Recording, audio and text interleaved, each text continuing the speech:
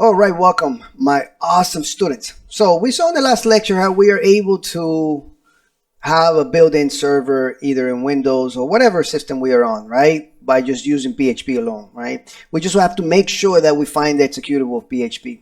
Since it's already included in a Mac, we're good. It's included in Ubuntu or Linux, is good.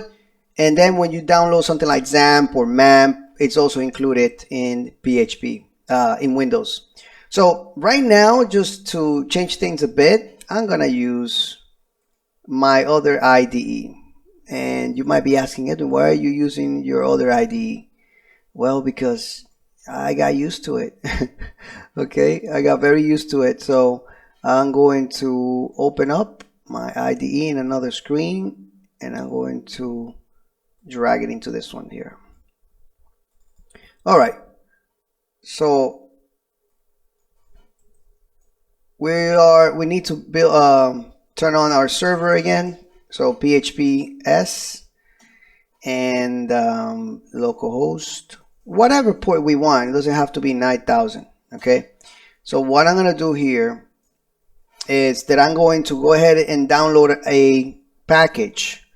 Okay, and we're going to use this in the following lectures, but I want you guys to at least be ready for that. So it's going to be composer require and php.env.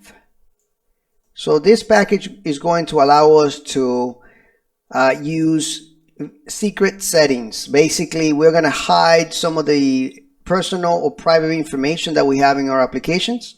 That's all this file is going to do. So as you can see, when we're using Composer, PHP package manager, you're going to learn a little bit more after these lectures because we're going to use it extensively after this section, because most of my courses I'm already using this a lot. When you're building advanced PHP applications, you're going to be using Composer to download packages. So that's going to download this. It's going to put the composer.json. This is where we put our packages. But when you are executing commands like composer require, it's going to do that automatically. It's going to put those packages in there for you. Okay? Composer lock is just a reference to those packages. It's a little bit more than that, but you can see the packages. They have more information here about that specific package. Okay. Anyway, so let's go ahead and use that real quick. I'm in my index right here, and I'm going to, the first thing, to use any package, we have to require a autoload from the vendor folder. Okay, autoload file called autoload.php. And now you can use any package you download with Composer require or install. Okay, and this happens to be .something.nv, create immutable, and it's gonna come to this directory. That's what this magic constant is.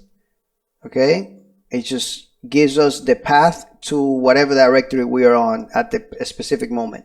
And since I'm going to put the file .env, has to be starting with a dot, I'm going to be putting in the root directory. I don't have to modify this in any way. This would be the path where that .env is. And since this is giving me the path of this directory, which is test.php or -.php, we don't have to put anything else in here. We don't have to concatenate anything, any other strings or anything like that. And I just write whatever I want here, usually in capital, in uppercase. Okay, and now from here, let me just make sure that I have this load function there.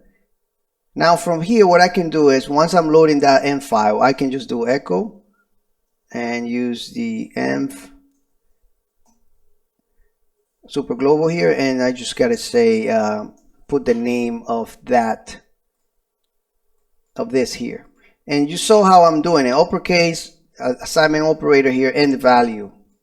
Okay, and now if I go back here and I just refresh, you can see that it says 1 2 3, and that's it. That's it for using this package. You can also use it with the server variable here.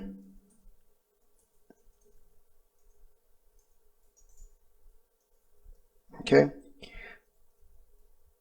so this is why it's so important to at least know how to use the terminal, because once you start developing advanced PHP applications, you're going to have to download packages, and you're going to have to start issuing commands right here for whatever you're doing. All right, in this case it's just Composer, but if you're doing JavaScript applications, you're going to have to do use npm install or npx, you know, and those things require us to have some knowledge of the terminal.